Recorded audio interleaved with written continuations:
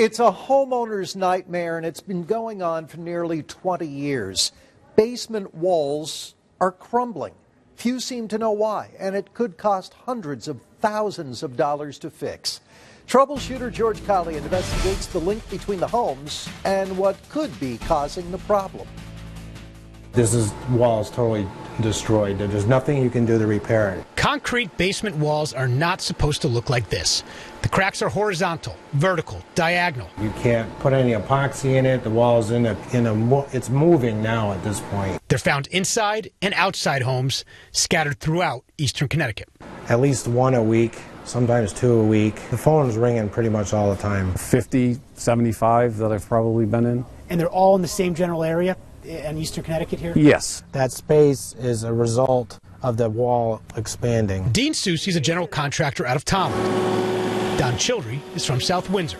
There's close to 75 years experience between them. Neither has come across an issue as serious as this. The fix is the foundation, the concrete has to be replaced. Replaced, as in removing the existing basement walls and repouring the concrete. For homeowners, it's more than just a hassle. You're looking at a minimum of $125,000, upwards of $200,000, $250,000. Is that covered in insurance? No. Insurance companies absolutely will not cover anything. We were the first ones. Linda Tofolowski and her husband built this home in Tolland back in 1984. A little over a decade later, the distinct cracks spread through her basement.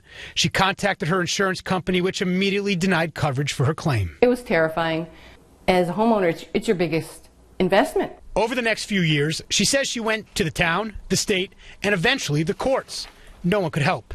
The Tofolowskis spent tens of thousands of dollars out of their own pocket replacing the foundation, then moved to Stafford. We're honest people, hardworking, and it devastated us.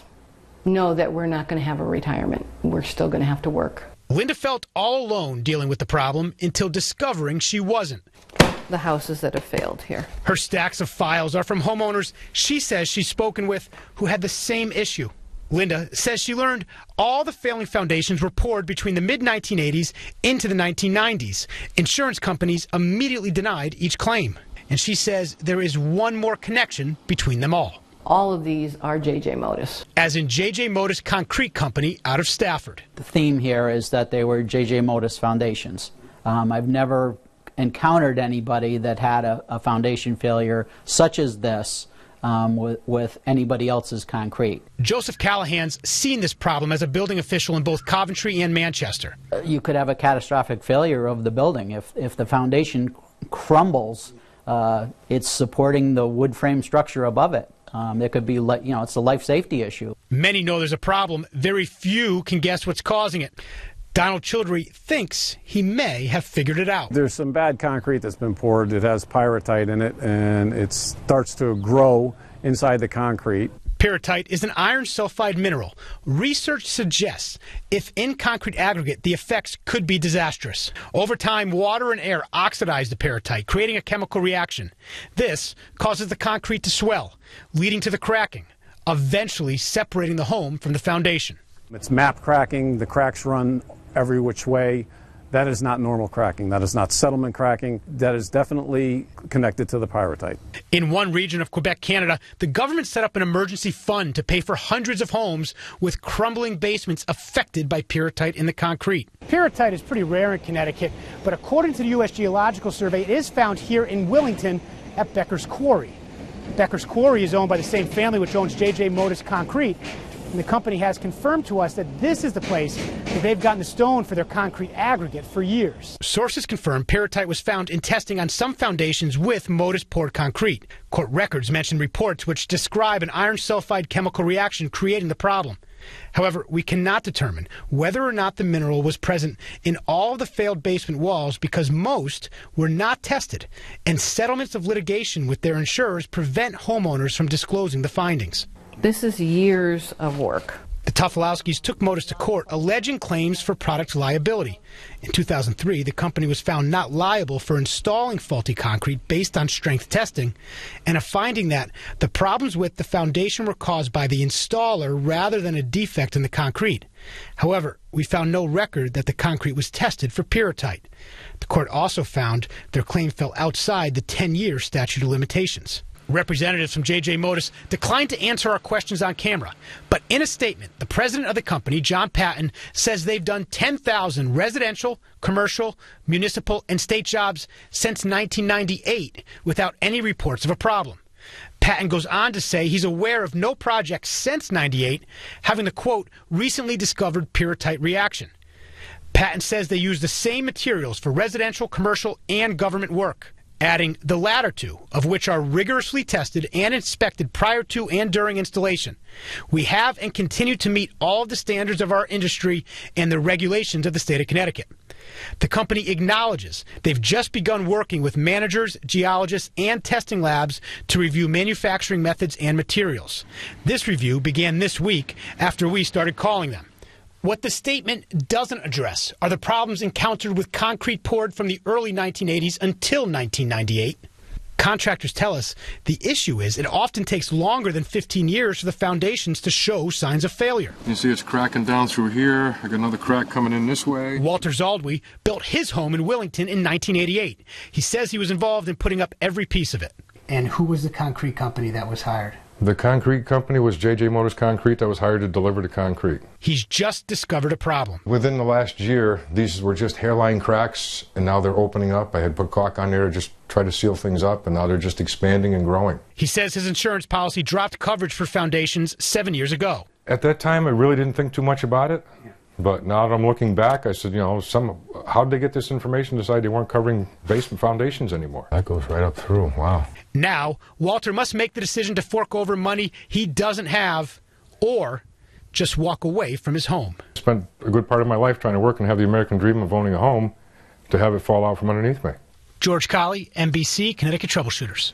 An update now on a troubleshooter's investigation into Crumbling Foundations. The state says it's reviewing contracts to find any jobs done by J.J. Motors going back to the 80s. UConn is doing the same. They've also told troubleshooter George Colley the company hasn't worked on campus in years.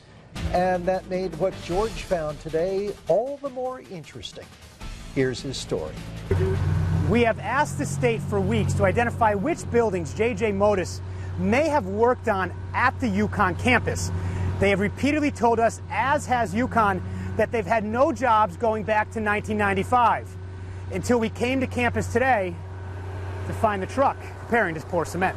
After repeated denials by University of Connecticut officials that J.J. Motors Company is supplying or has supplied any cement on their store's campus since at least 1995, we witnessed the light blue and white J.J. Motors truck pouring the concrete footing for an addition to the on-campus Radcliffe Hicks building this afternoon. The whole back corner, the cracks, all the cracks are coming down the side. The troubleshooters first reported on problems with residential foundations in which the concrete was supplied by the Stafford Springs-based company last week. I can almost fit a finger in here. More than 100 viewers contacted NBC Connecticut with details of how their concrete foundations failed or are failing.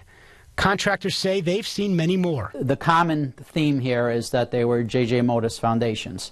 I've never encountered anybody that had a foundation failure such as this with anybody else's concrete. The foundations move so much, the jam is over about 1.5 inches. The viewers who contacted us say their foundations were poured between the early 1980s through 1996. The concrete is actually expanding right now, so it's in motion. Contractors say they've seen issues through 1998. The foundations in each case needed to be totally replaced. You could have a catastrophic failure of the building if the foundation crumbles. Less than 12 hours after our initial investigation aired, Governor Dan Malloy responded. Is the state aware of this issue? Yes, I've been briefed on it. We are looking into it. Obviously, it's going to require a fair amount of monitoring, both on the private sector side, quite frankly, on the public sector side as well. One of the first calls the troubleshooters made was to the University of Connecticut. More than $1 billion were spent on campus construction for the UConn 2000 project starting in the 1990s.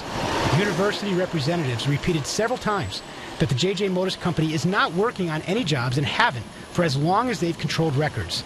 So how is it the company is on campus now? University representatives say their records show payments to general contractors, not subcontractors. In a statement, UConn says this concrete, as well as all concrete used for university projects, is independently tested. Adding the strength tests are to ensure that the in-place concrete has attained the strength specified in construction documents. Any concrete supplied to the university which fails to attain the specified strength will be rejected and replaced at the contractor's expense. Some contractors say an iron sulfide mineral called pyrrhotite is to blame for the residential foundation failures. Research suggests the pyrrhotite oxidizes from air and water, creating a chemical reaction causing the concrete to swell, leading to cracking, eventually failing. They say it could take decades for the issue to arise. The U.S. Geological Survey shows, and J.J. Motus confirms, pyrrhotite is found in the quarry where the company has retrieved stone for its concrete aggregate for decades. In a statement last week, J.J. Motus says they've received no reported issues with concrete poured after 1998. John Patton, who identifies himself as president of J.J. Motus, says the company has produced 10,000 residential, commercial, municipal, and state jobs since 1998. He says they use the same materials for residential, commercial, and government work, the latter two of which are rigorously tested and inspected prior to and during installation. We have and continue to meet all of the standards of our industry and the regulations of the state of Connecticut. Until now, no state agency had previously found any records of J.J. Motus being paid as a vendor, and neither J.J. Motus nor UConn have responded to our questions asking if the concrete is tested for pyrrhotite. Today, Governor Malloy asked the Attorney General's office to get involved because of our exclusive investigation. NBC Connecticut troubleshooter George Colley is here with what the governor is asking for. George. Well, Jerry, the governor calls the issue affecting hundreds of homeowners in the eastern part of the state a serious problem. He wants to know the full scope of the issue and is now asking the Attorney General's office to assist in an investigation. And now we're just trying to understand this as fully as possible. In a letter, Governor Daniel Malloy requests the Attorney General assist the Department of Consumer Protection to conduct a civil investigation. They will determine if any rules were violated or if faulty concrete was knowingly poured and or supplied by the J.J. Motus Company. To get the answers to the questions that we need to have answered. Well, when did they know about this? What's going on here? Are there any steps, and what's the recourse? Within the last year, these were just hairline cracks. The troubleshooters' first investigation, back on July 21st, found homeowners struggling to get help fixing their crumbling foundations. In the days since, more than 150 homeowners contacted NBC Connecticut, saying their basements are failing too. Most say their insurance companies denied coverage for their claims, so they have to pay up to hundreds of thousands of dollars out of pocket to fix the problem. You seem to understand the impact that this could have on homeowners. Devastating.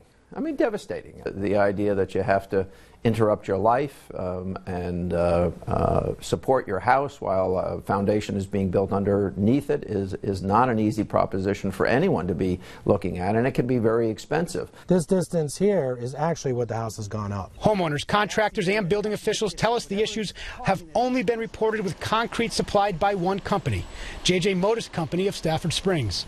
The troubleshooters reported that DCP investigated the issue in 2008.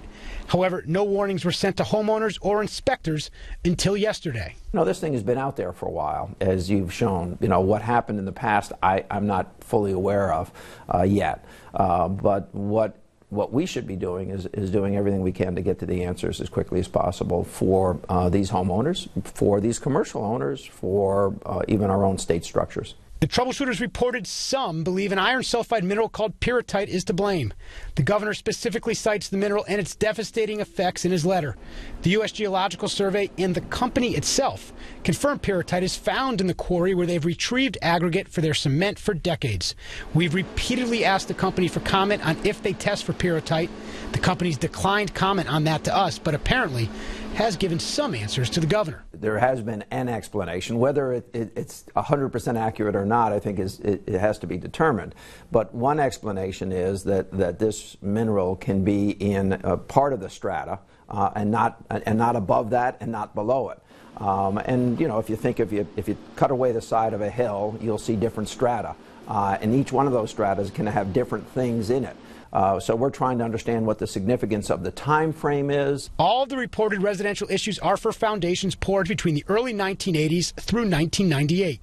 J.J. Modis declined to comment on the governor's request for an investigation, but in a statement released prior to our initial story, they told us they've received no reports of issues with concrete poured after 1998, and they've begun working with managers, geologists, and testing labs to review our manufacturing methods and materials. That review began after we first questioned them. The governor believes homeowners and the state need answers, and they need them as expeditiously as possible. What's happening now through your work, our work, everybody's work at this point is we're trying to get our arms around it. New revelations in the troubleshooters' investigation into crumbling foundations in eastern Connecticut. George Colley reported 2 weeks ago that the state first knew about the problem in 2008. Now he's found new evidence that shows some legislators, the Department of Consumer Protection, and the Attorney General's office actually knew much earlier. Here's his report. A letter from a former state representative surfaces, changing the view of what the state knew about the crumbling foundation issue and when they knew it. Dated October 2002, former state representative Michael Cardin writes to a group of eastern Connecticut legislators alerting them to the issue, specifically citing the problems incurred by Linda and Robert Tofolowski and several other families in districts Cardin's colleagues represented. The houses that have failed here. Linda told us in our original story on July 21st that she believes they were the first people to identify the problem allegedly associated with concrete supplied by the J.J. Modis Company. Filed a report with Consumer Protection, and they wiped their hands of it. I went to my state rep. They tried, but they had their hands tied. One of the battles that the Tofolowskis were fighting is they were hitting a brick wall at every step of the process. Mike Cardin left the legislature in 2005. Now, reading the letter 13 years later, he remembers why he felt so strongly about sounding the alarm. One constituent calls about an issue, follow up on. When 5 people call about it, it's a big issue. And I seem to remember that when Linda Tofolowski called me, and we had our initial conversation, she herself had probably at least a dozen, maybe close to 24 people. Cardin says in the letter he was in frequent contact with the Department of Consumer Protection, but they'd taken no action. He asked the case to be transferred to the Attorney General's office so they can expedite a case against Modis, even giving 2 categories under which the Attorney General can sue. I needed more allies to help fight their battle and fight the others. Cardin says that all led to a meeting in April 2003 in the House Speaker's office. He remembers it was attended by legislators and representatives from the Attorney General's office, Department of Consumer Protection, the Home Builders Association, town building officials, the J.J. Modis Company, as well as legislative commissioners and some families with crumbling basements. Our original outreach to them, it seemed to, I don't want to say fall on deaf ears, but it was something that wasn't high on their priority list. It was such a unknown to them. They maybe didn't really know how to address it. This was maybe 1/8 of an inch, if anything. The Department of Consumer Protection did not issue an advisory of the problem until current Commissioner Jonathan Harris visited a home with us 2 weeks ago.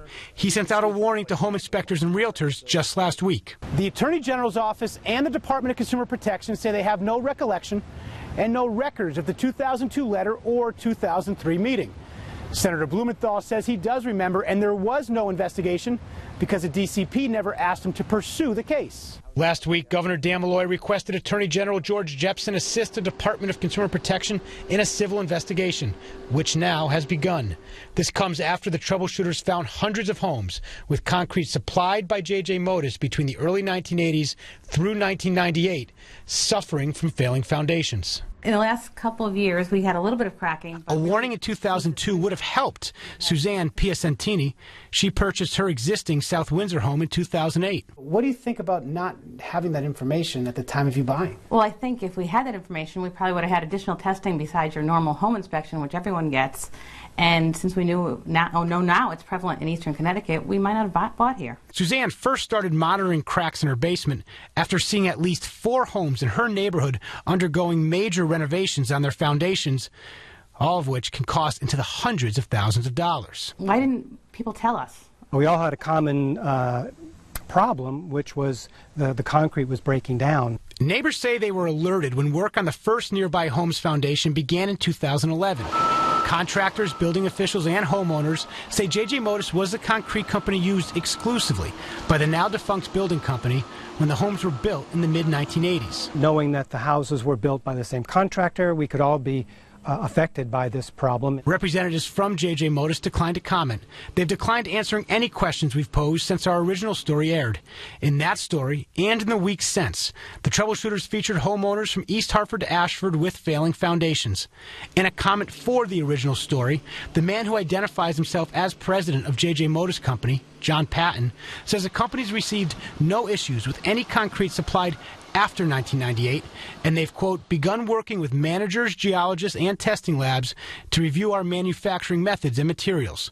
That review began after we first questioned them. Just thinking of the homeowners. Former State Representative Cardin says he never imagined the problem would grow to be as widespread as it is today, with at least hundreds of homes and entire neighborhoods affected with the issue. Can you believe it took this long? I can't. You know, I feel serving in the State House, you're obviously fighting a lot of battles, some small, some big. I felt that this was a big battle. I really feel that the evidence is clear, and that if there is somebody that has the authority, they need to issue a cease and desist order against the Modis Company today. We begin with a troubleshooters exclusive. For the first time, the company at the center of the NBC Connecticut investigation into Crumbling Foundations is talking. The troubleshooters have been investigating this devastating problem in eastern Connecticut since July. Experts and public officials say the connection is the J.J. Modis Company, which supplied the concrete. Now a company spokesman is finally answering George Colley's questions. He joins us with the new developments. George. Well, Jerry and Keisha, it was a long, in-depth interview, and the homeowners who may have this problem may not like what they hear. We start with what J.J. Modis says could be causing the problems. I mean, do you acknowledge that there's a problem with foundations in northeastern Connecticut? I think people have issues, absolutely. And that's, but there's, I think from your reporting, George, you're trying to narrow it down to one particular issue. And I can tell you that there's dozens of reasons why foundations fail, and none of them have anything to do with concrete. John Patton is the secretary of J.J. Modis. His wife Diane owns the company, which has been in her family since 1962. Patton doesn't think the focus of this problem should be just on his company. But according to contractors, engineers, scientists, building officials, and homeowners who've spoken to the troubleshooters, the one common link to the hundreds of failing residential home foundations in the northeast corner of the state is J.J. Modis supplied the concrete for foundations poured between the early 1980s through the late 1990s. Some experts believe an iron sulfide mineral called pyrrhotite is to blame. It's been expanding to the point where you can literally fit an object in there. The cracks, all the cracks are coming down the side. Research suggests when oxidized, the mineral causes concrete to swell and expand, leading to intense spider cracking, pushing the home up off the foundation and eventual failure. Are you acknowledging pyrrhotite could be one of the factors in some of these homes? Pyrrhotite could be sort of, I'm going to say, a symptom at the end of the day. There could be, there's a lot of issues that have to kind of line up together. And that's, again, this is what I go back to, is that it's really a complex issue. Patton acknowledges the mineral is found in Becker's Quarry, where J.J. Modis retrieves its stone aggregate and has for decades. The quarry is owned by his in-laws, but he doesn't believe the mineral is the cause because, he says, other companies also got their aggregate from the same place. Is pyrrhotite still in the mixture that's being poured today for foundations? Pyrrhotite's a common mineral. It's in aggregate in the eastern and western part of Connecticut. It's in all of our competitors' aggregates. All of them? Not all of them. I've tested a few that are in the local area. And which ones? And I look at them. They're in there. It's in there, and that's why I kind of question, and the fact that there are no national standards that say you have to keep pyrrhotite out. Patton contends that unregulated and unchecked workmanship, specifically too much water being mixed in the concrete during the installation, is causing the unique cracking issues decades later. He says if concrete is installed incorrectly, it can lead to a variety of issues like freeze-thawing, adding the building boom in the 1980s was a much different time. Installers work for more than one company.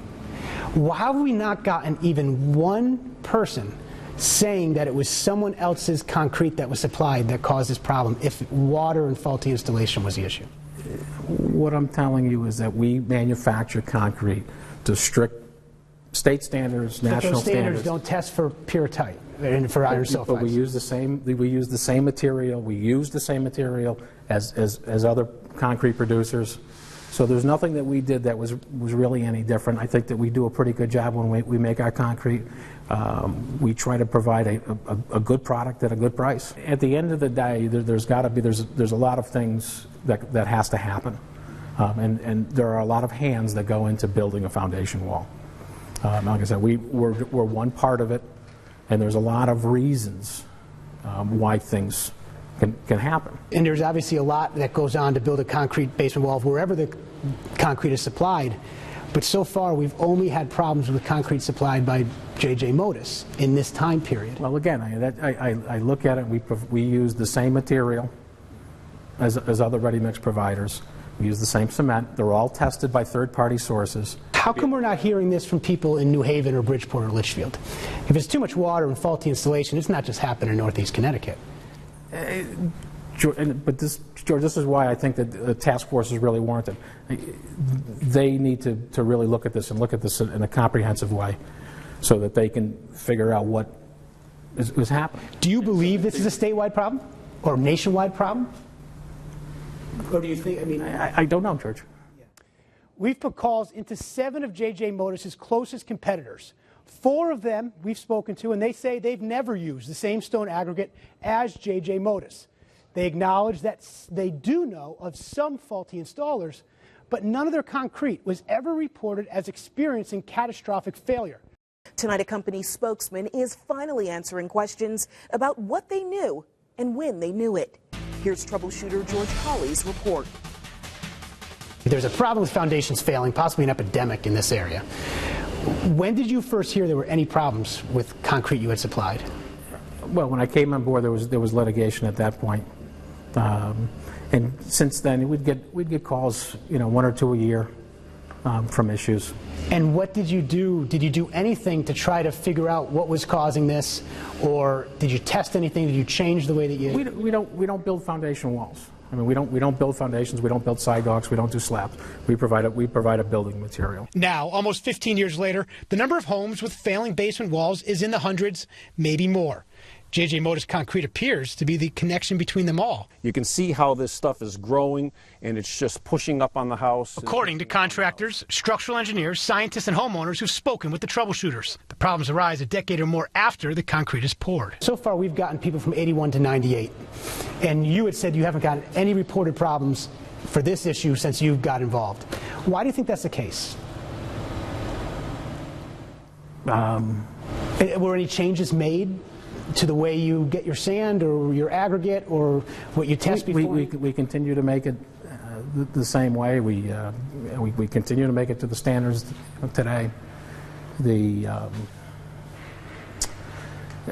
It could be that the building codes have changed. It could be that the way that to a certain extent, there's issues that happen. Is it possible that it's because it takes 15 to 20 years and that because you haven't changed anything since the way it was gathered in the 80s and 90s, is it possible that we could be seeing this issue in this area for the next 30 years? And that's why you need somebody to look at this issue. About 1.5 years ago is when I started noticing all the hairline cracks. Patton is joining area town leaders and calling for a state task force of experts to identify the cause of the problem and find possible solutions. The Attorney General is also looking into it, assisting the Department of Consumer Protection in a civil investigation. You need to have people that are going to look at this that are experts in their fields, because that's the only way you're going to really, that's the way you're going to answer. And we're happy to participate in that. We think that these homeowners need answers. Home ownership is the American dream. My dream has turned into a nightmare. The problem the troubleshooters exposed in July is felt by homeowners from East Hartford to Ashford.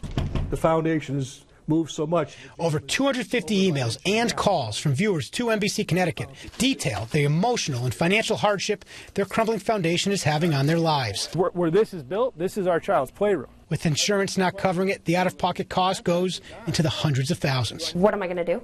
According to some experts, the cause is a mineral called pyrrhotite, which is found in the quarry where J.J. Motus retrieves stone for its concrete. Research suggests over time, air and water oxidized the pyrrhotite, causing it to swell and expand, leading to spider cracking, pushing the house up off the foundation, eventually failing. Patton acknowledges the mineral is found in the quarry, which is owned by his father-in-law, but he disputes it's the cause. He says several other area concrete suppliers also have pyrrhotite in their aggregate. We haven't gotten one person from New Haven, one person from Litchfield County, one person from Groton who called and said, you're wrong, I've got this problem too. We don't have one person from northeastern Connecticut that says, you're wrong. How is that possible? I think you're making a generalization. No, I'm going based on more than 250 emails that we've gotten from people crying on the phone to me when I call them about the experience they went through.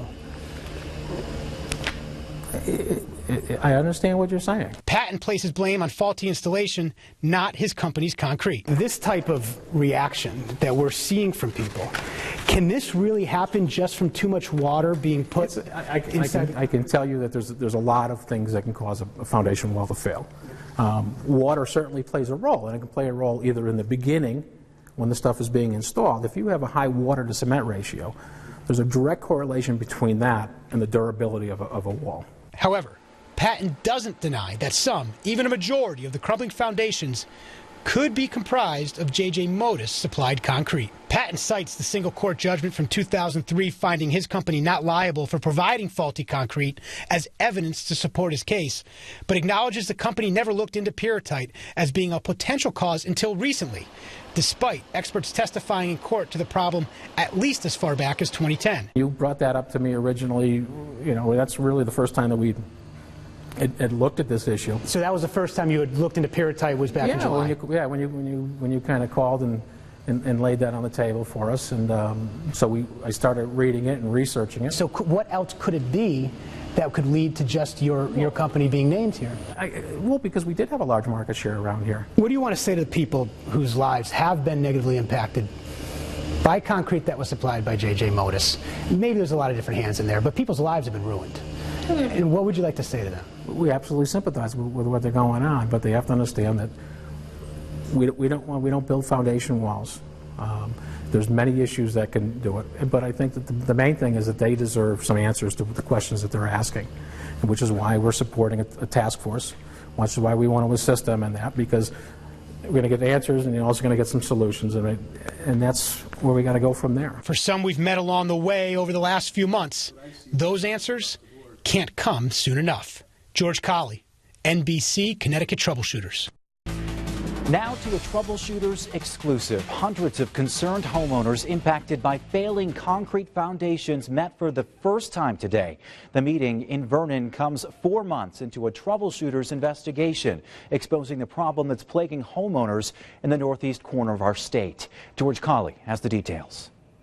Nearly 20 years after the first reported crumbling foundation, affected homeowners streamed into the Vernon Center Middle School looking for answers and solutions. Looking at the size of this crowd, it speaks louder and more powerfully than, frankly, any of us up here could ever try to achieve. The scope and scale of these issues is truly unprecedented, at least in my experience. Many of these homeowners contacted NBC Connecticut following the original July 21st investigation, which started with an email to the Troubleshooters by Ellen Peliquin. Your tip started this all. What did you think about all the people that came here today that are affected by this problem and what you heard from the state? I am absolutely overwhelmed. And when I first found out that I had this problem, I really thought I was alone. Those sentiments were echoed by some of the people we've met along the way. I knew it was a problem, but not this big. This is incredible. Phil Lugenbuehl and 4 other households in his family are dealing with the repercussions of having a failed concrete basement wall. He and others say the only remedy is replacing their foundation, costing it to the hundreds of thousands out of pocket because insurance denies the claim. I'm very, very pleased to see the turnout. I'm excited for the state of Connecticut to see the enormous amount of people that have this problem. Because of the NBC Connecticut investigation, the governor called on the Attorney General's office to assist the Department of Consumer Protection in a civil investigation. Updates were given by the Attorney General's office, the Insurance Department, and DCP Commissioner Jonathan Harris. It's encouraging that people are coming out because, a lot of people thought they were isolated and didn't know what to do, and now they realize that they have people that can help them. It's also a little, daunting in proving that we knew that the potential magnitude, the scope was large. Connecticut Senator Richard Blumenthal and Congressman Joseph Courtney also told the crowd how they're seeking federal solutions to the growing crisis. You know the old saying, a picture's worth 1,000 words. This picture is worth 1,000 words. Not just the number, but the passion and the anxiety that folks rightly feel. For Linda Tofolowski, this day is a long time coming. Her home's concrete basement walls began deteriorating in the mid-1990s. While she's encouraged by seeing everyone in the same room, she's still looking for answers. It's good. I'm glad somebody's listening. Maybe something will happen, but I'm guarded because the ball has been dropped too many times in the past. While no solutions are yet on the table, many left, saying the future seems a little brighter. But do you feel a little bit of hope? I can see the light at the end of the tunnel now, maybe. Possibly something's going to happen. We begin with a major development in a troubleshooter's investigation. An Eastern Connecticut family whose foundation is crumbling has received devastating news. They've been told their home is unsafe because of their failing foundation. Troubleshooter Brad Drazen is here with our top story. Brad. Well, as the story's unfolded over the past several months, we've met dozens of struggling homeowners, but today we were there when construction experts told the Stafford family they shouldn't spend another night in their home. Safety's number one for them and for myself. Sandy Miller has known the foundation of her longtime Stafford home was troubled, but Monday night things went from bad to worse. The house made a loud noise and then proceeded to shake as if there was an earthquake. And my 16-year-old daughter, who had been home from school, had told me that it had happened 3 or 4 times in the time that she'd been home from school until I had got home. In November, engineer Bill Neal inspected the single mother's home for structural defects. His report indicates a 1-inch gap between the wood shelf on top and the finished wall.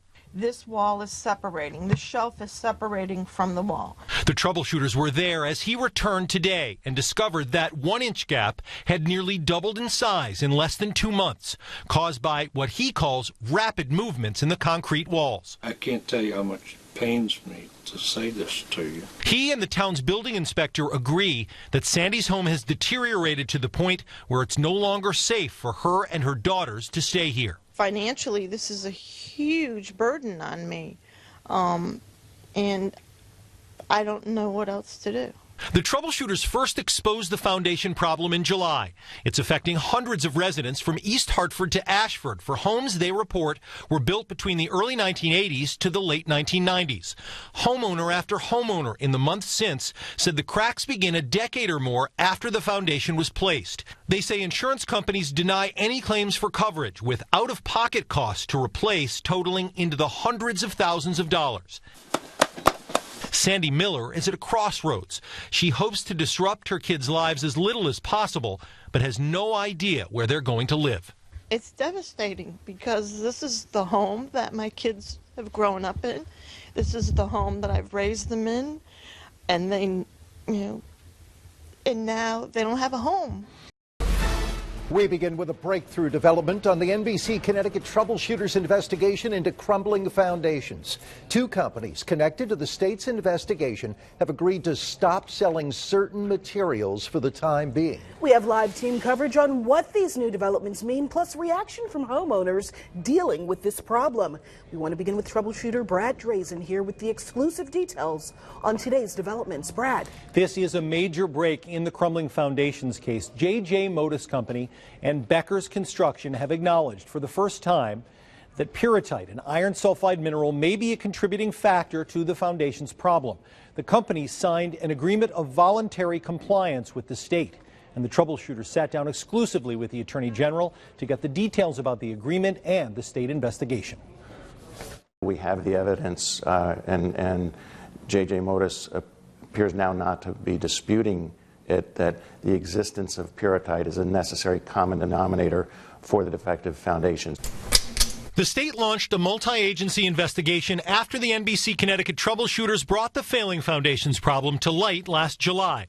Construction experts say there is no fix for the problem and that all the concrete must be replaced at a cost of $150,000 or higher for each home.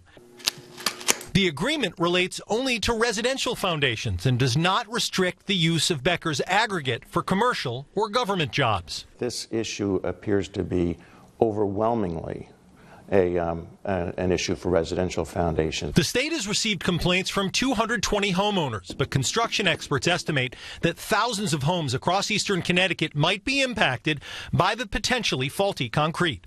J.J. Modis and Becker Construction are reasserting their position that the foundation problems are the result of faulty installation. In a letter to the state, Modis and Becker say they have, quote, reason to believe that numerous installation and environmental factors contributed to residential concrete foundation deterioration. The letter argues that pyrrhotite is a common mineral in Connecticut. They believe its mere presence is not the cause of concrete deteriorating. Consumer Protection Commissioner Jonathan Harris says the investigation must be deliberate as the state continues to look into possible remedies for homeowners. We're trying to create a menu of solutions, of options that homeowners will be able to utilize to protect themselves and make them as whole as possible.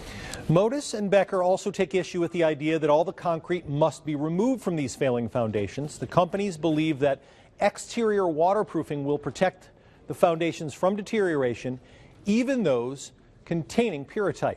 A report on phase 1 of the state's investigation is expected to be released in the coming weeks. Now, homeowners currently dealing with this issue say what the state released today doesn't do them any good. Troubleshooter Len Bestoff joins us live from Willington, where he spoke with several people dealing with crumbling foundations right now. Len.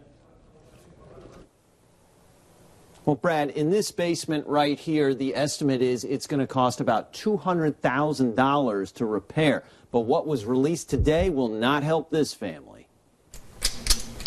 Word that the state had released its initial findings about crumbling concrete foundations in Connecticut spread fast to affected homeowners like Walter Zaleva of Willington. It's shameful they took so long to finally do something. But thank God at least they've done something. And hopefully we'll all continue and we'll get a resolution soon. What has been done is this, a declaration that no aggregate from Becker's Quarry in Willington can be used for residential foundations through June of next year. Attorney Brenda Draghi represents dozens of affected homeowners. But I do know that a palpable part of people's anger and frustration is the seeming inability to shut these sources of materials down. And this document does that. Tim Heim, another affected homeowner, points out there's a lot this move by the state does not do. He and many others like him are still looking at bills in excess of $100,000 to repair their foundations. And it does nothing with how the victims feel. You know, this is a high-stress, emotional impact that words just can't explain unless you're a victim. Tonight, Governor Malloy confirms details we broke this afternoon. They are about negotiations between the state and the insurance industry to create a pool of more than $50 million to provide financial relief for homeowners with failing foundations. Troubleshooter Brad Drayson has the latest. This is likely the biggest development we've uncovered in our investigation into crumbling foundations since we broke the story last July. But there are still several obstacles to clear before the deal is done. New ground's been broken in the ongoing investigation and search for a solution to the crumbling foundations issue. Sources tell the troubleshooters state officials are working with the insurance industry to create a fund for homeowners in Hartford, Tolland, and Windham counties whose foundations are falling apart. The troubleshooters have learned the potential pool of cash is projected to be $52.5 million and could provide homeowners with up to 90% of the cost of replacing their foundations. Attorney General George Jepsen would confirm few details, but says this is now a public policy issue. This is much more than an individual homeowner problem, because the real estate market in a wide swath of Connecticut has dried up because people can't sell their homes unless they can prove that their foundation is sound. Governor Malloy tells the troubleshooters that he has been directly involved in negotiations with insurers. This is not going to make everybody perfectly happy, because there's not a solution to do that, but it will go a greater distance than I think folks have thought was possible. Wellington's Tim Heim, who's leading the coalition of homeowners with Crumbling Concrete, remains skeptical. If I'm offered 60, 50%, 70%, that is not going to work for me.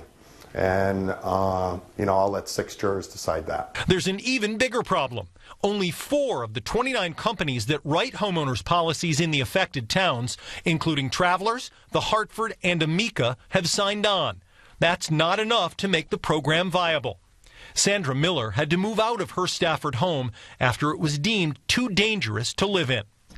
For any CEO of an insurance company that is sitting back debating what is the right thing to do, dig into your conscience and think about us homeowners who are going through this. Attorney Brenda Draghi, who represents dozens of impacted homeowners, believes if the program does move forward, it will finally reveal the true scope of the Crumbling Foundations issue. There's going to be an avalanche of people who will come forward and raise their hands and say, I have the problem, I just didn't want to say so before. Tonight, State Insurance Commissioner Katie Wade says her staff has been working to bring insurers to the table, and they've had productive discussions.